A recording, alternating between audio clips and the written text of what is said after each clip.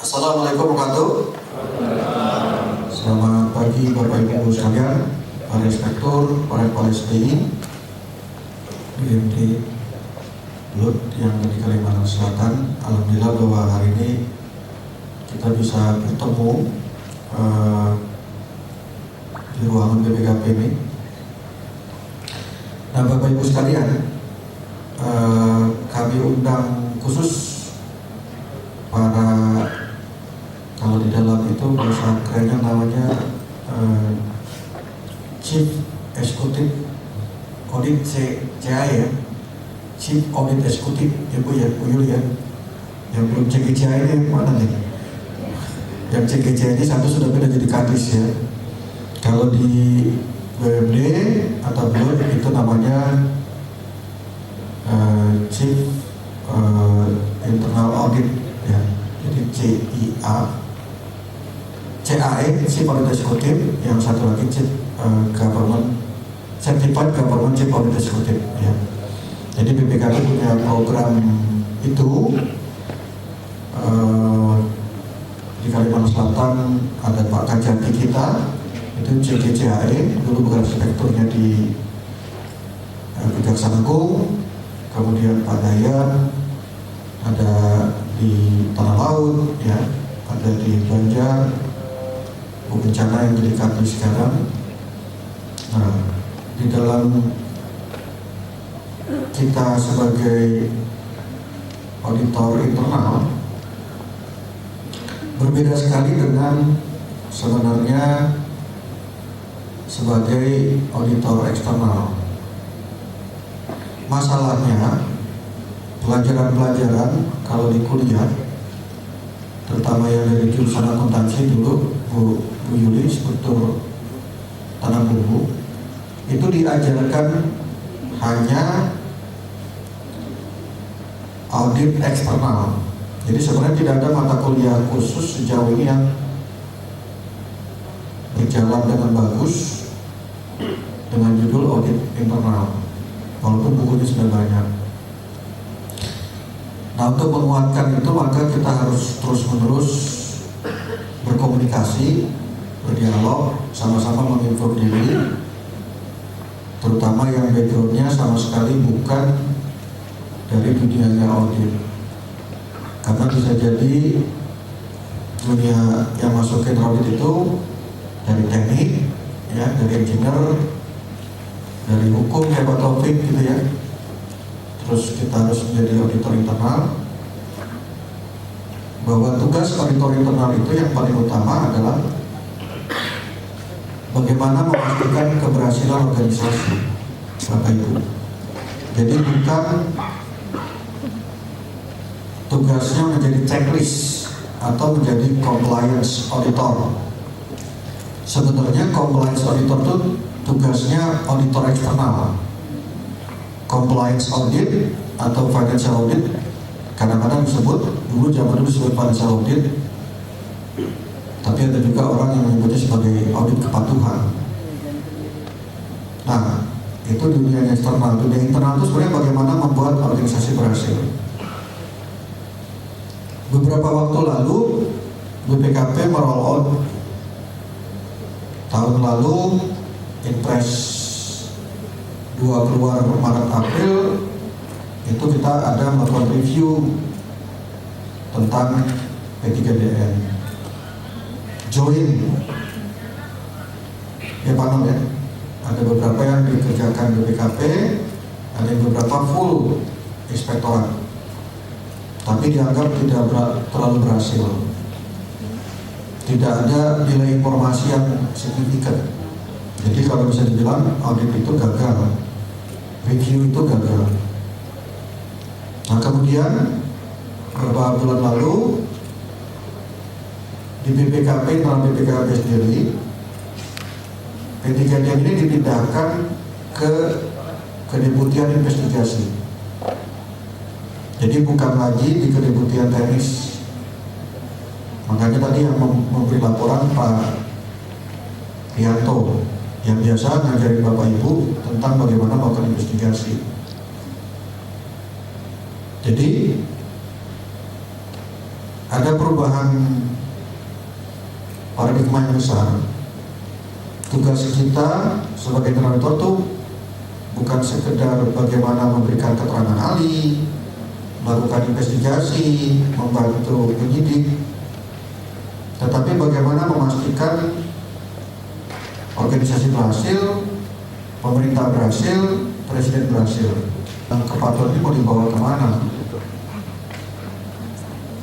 Mungkin juga kami waktu itu tidak terlalu banyak melakukan sosialisasi.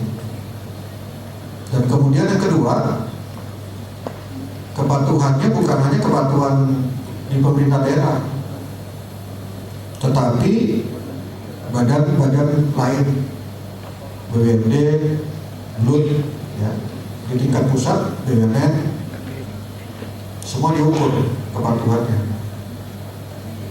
Cuma saya sepakat memang sebenarnya kepatuhan itu untuk apa? Kalau kita mau lihat compliance, apa dalam rangka mau di penegakan hukum, ya?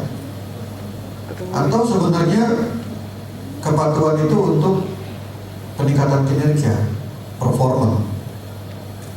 Kita harus banyak kesepakatan dulu. Di dalam bahasa Indonesia, kalau dalam kepatuhan, patuh pada bapaknya, patuh pada ibunya, patuh pada atasannya, patuh pada negara. Kesannya adalah sebuah proses penundukan. Yang patuh, harus tunduk, harus disiplin, ya, compliance. Tapi sebenarnya di tingkat internasional yang dimaksud dengan compliance itu sebenarnya sebuah awalan menuju kepada performa. Jadi di dalam praktek-praktek internasional yang dimaksud dengan governance dalam bahasa Indonesia penata kelolaan itu bukan soal kepatuhan saja, bukan soal conformance, bukan soal compliance. Dalam bahasa internasional disebut conformance. Kenapa disebut conformance? Karena ada yang sifatnya kita patuh bukan karena peraturan, tapi karena ada standar ISO. Seperti di PDAM punya banyak standarnya. Itu bukan undang-undang mengatur. Badan-badan usaha itu banyak harus patuh bukan karena adanya peraturan, tapi karena mau keren-kerenan, mau untuk reputasi, mau untuk supaya customer itu datang percaya ke kita. Maka kita bikin ISO lah, gitu kan? Bikin sertifikasi inilah. Itu adalah dalam rangka conformance.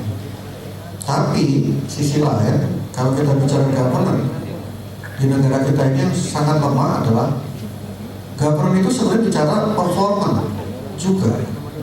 Bagaimana menyeimbangkan antara organisasi itu dari conformance dan juga performance. Adalah satu kesia-siaan kalau kita terlalu banyak patuh tetapi tidak perform, ya. Makanya banyak internal auditor itu tidak berguna, dianggap tidak berguna oleh pimpinan dan stakeholdernya karena tidak mampu berperan membangun kinerja, Bapak Ibu sekalian. Jadi banyak memang saya ngamatin posisi-posisi dulu inspektor itu adalah pos-pos sampingan, tapi regulasi baru sudah meletakkan inspektor itu sebagai orang kedua di organisasi setelah sekda, dengan TPP-nya urutan kedua setelah sekda. Walaupun selisihnya cuma 100.000 gitu kan, Pak Taufik ya, tapi dia orang kedua. Kepala BKD, kepala Bapeda yang pegang duit, nextnya. Jadi sebenarnya di Indonesia pengakuan terhadap internal auditor itu sudah tinggi sekali harapannya. Kalau di Bank BRI untuk menjadi kepala cabang biasanya melalui inspektorat, melalui internal auditnya. Nah, begitu juga sebenarnya yang di BUMD dan juga BLUT, harusnya mereka adalah the next leadernya organisasi.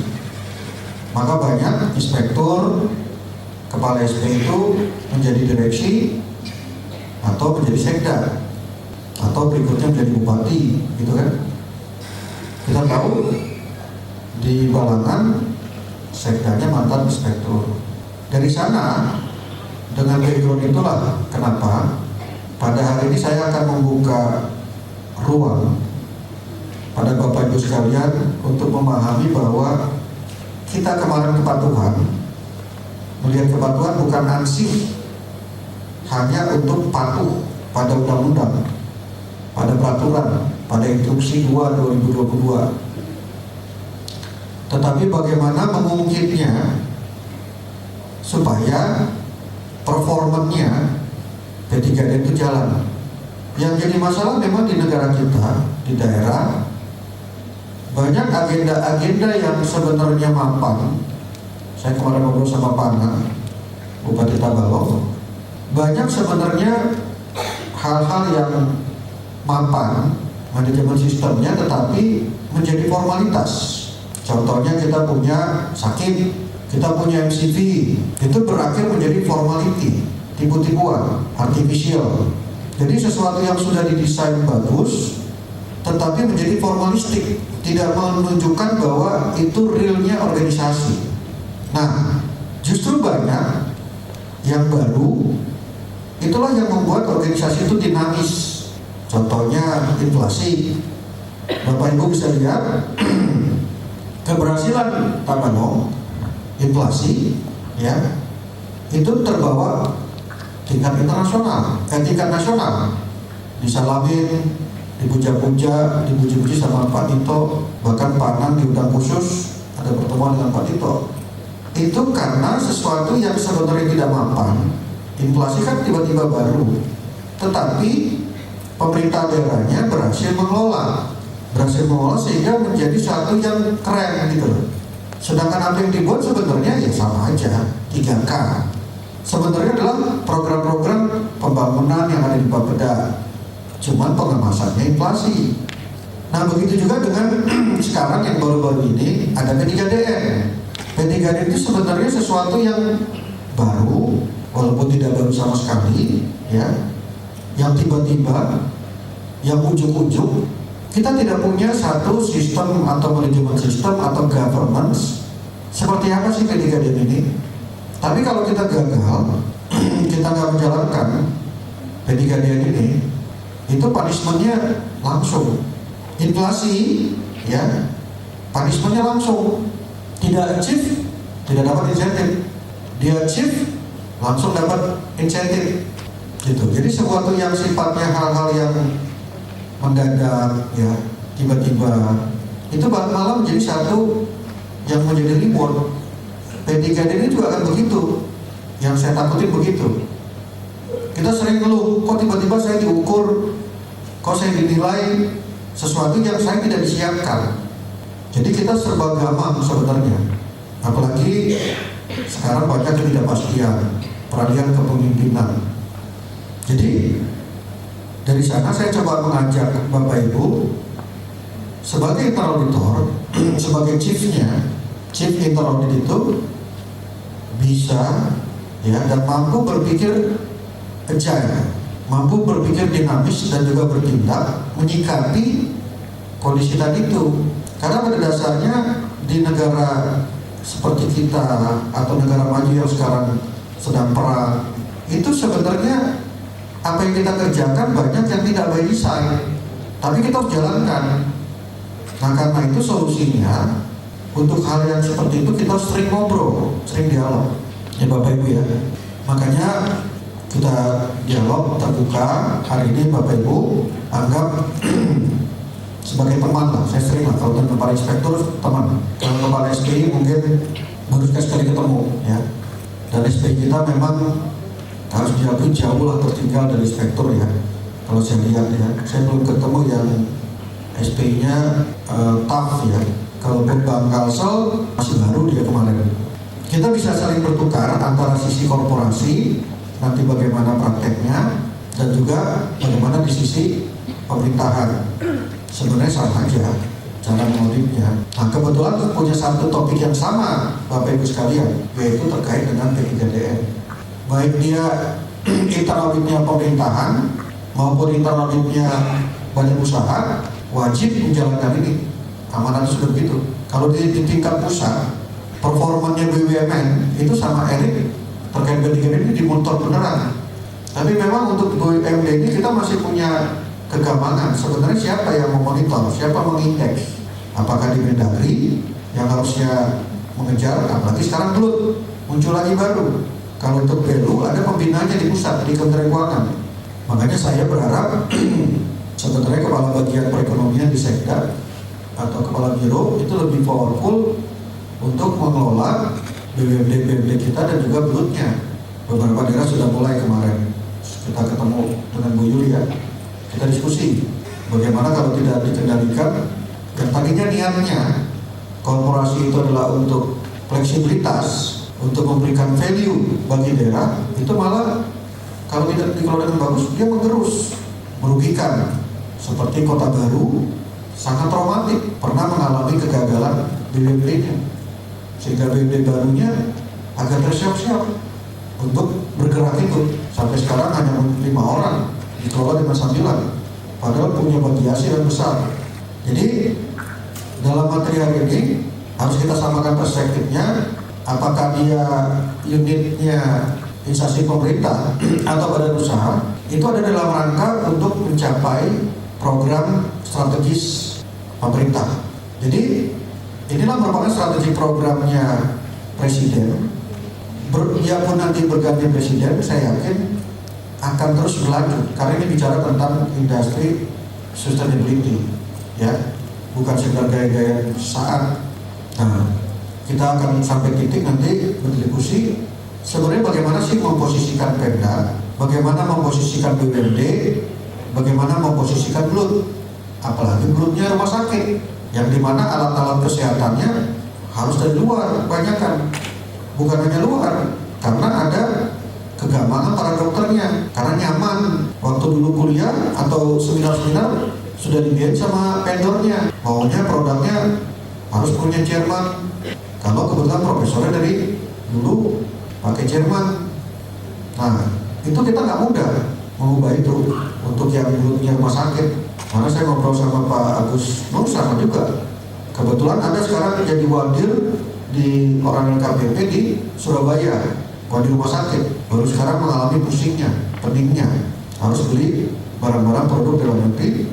Yang dihadapi bukan hanya soal barangnya ada tidak enggak, culture-nya, orang-orang medisnya tidak terbiasa menggunakan barang lokal. Jadi perilaku kita tidak ke sana. Nah, jadi satu, kita akan bicara tentang compliance, kepatuhan, nanti Pak Isan, jadi akan ceritakan nanti sisi itunya. Kemudian nanti diberikan mau kemana arahnya setelah compliance ini, setelah kepatuhan, apa teman-teman menarik. Kemudian kita akan pindah ke performance, nanti Farah, ya. Farah ini dari Chevening Award, ya, British Chevening Award. Itu kalau Bapak Ibu tahu susah sekali lulusnya. Yang lulus tuh Ira Kusno, ya kan, yang cantik-cantik gitu kan, si penyiar TV. Jadi dulu di UK, dia ini sebenarnya Social Data Analytics. Jadi nanti akan kita masuk sampai sana. Dan Bapak Ibu sekalian, ada rencana saya sebagai cover akan mengundang secara reguler atau nanti diatur Bapak yang mengundang.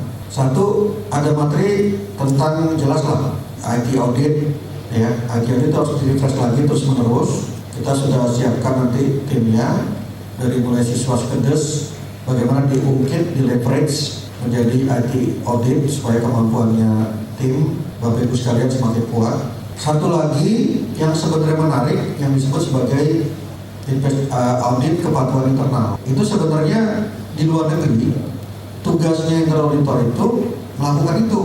Jadi audit investigatif terhadap kepatuhan internal. Jadi compliance sendiri itu ada investigasinya. Jadi tanpa pun diminta APH, sebenarnya internal audit itu harus melakukan audit investigatif terhadap kepatuhan internal tadi, gitu. Rutin harus dilakukan. Nah, jadi sisi performa nanti akan diterusin oleh Farah. data scientist kita menguraikan progresnya sampai di mana, dan kita harapkan setelah ini Bapak Ibu bisa pakai pedomannya. Mudah-mudahan saya pengennya sih satu minggu aja dites. Jadi tim inspektorat melakukan asesmen sendiri, ada kertas kerjanya sudah kita berikan. Tapi harusnya dari tim P3DN juga bergerak duluan melakukan self assessment, nanti penilaiannya auditnya dilakukan oleh internal auditornya. Itu kita harapkan sudah bisa berjalan. Saya juga sedang uji coba di Inspektorat Provinsi Bengkulu, ya. Jadi bukan hanya di Kalimantan Selatan, terus sama Inspektoratnya Wajo, ya. Jadi di Wajo itu ada kepala bapedanya, angkatannya Pak Safrinjal kalau salahnya, APDN-nya. Terus saya minta bantuan untuk juga menguji.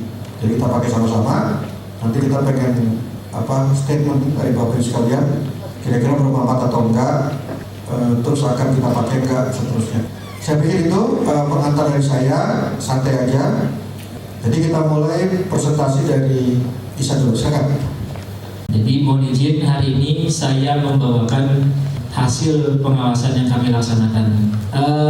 Di awal penugasan kami, khususnya ketika kami berhubungan atau bertatap muka atau berkomunikasi dengan Bapak Ibu, khususnya yang di badan usaha, sering kami ditanya P3DN itu seperti apa Pak, mungkin itu ya Bapak Ibu, dan kami harus seperti apa ya, menunjuk begitu Pak kondisi di awal.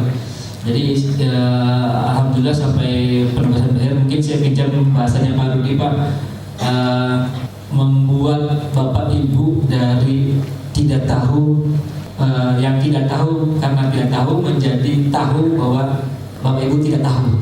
Awalnya sama sekali tidak tahu P3DN, kemudian sadar ada P3DN-nya. Nah, di setiap pertemuan yang kita sampaikan bahwa P3DN itu seperti yang ada di tampilan depan ini Bapak Ibu, memang gencarnya itu di era pemerintahan sekarang. Tapi sekilas mungkin kami bisa menyampaikan bahwa P3DN atau istilah lain di awal-awal kemerdekaan itu sudah ada. Itu di zamannya Pak Soekarno, awal kemerdekaan, kondisi saat itu banyak barang-barang dari luar negeri yang digunakan. Maka kemudian Presiden Soekarno pada saat itu memandang perlu keberpihakan pemerintah di awal kemerdekaan itu terhadap produk negeri. Maka ada istilah yang disampaikan oleh beliau pada saat itu adalah berdikari atau berdiri di atas kaki sendiri. Itu istilahnya, kalau kita bilang cikal bakal, mungkin iya cikal bakal. Kemudian di era pemerintahan berikutnya, di era pemerintahan Presiden Soeharto dengan manajemen pembangunan yang mementingkan pertumbuhan ekonomi, beliau tetap juga berprioritas terhadap produk dalam negeri. Kalau di sektor swasta mungkin istilahnya swasembada pangan, kan beliau mencanangkan itu dalam rencana pembangunan beliau. Kemudian di sisi penggunaan dalam negeri, produk dalam negeri, menggagas atau melaksanakan sebuah pameran produk Indonesia yang dilaksanakan bertepatan dengan 40 tahun kemerdekaan Indonesia. Jadi momen spesial 40 tahun kemerdekaan Indonesia, beliau juga menggagas pameran produk Indonesia yang dilaksanakan di Monas pada saat itu.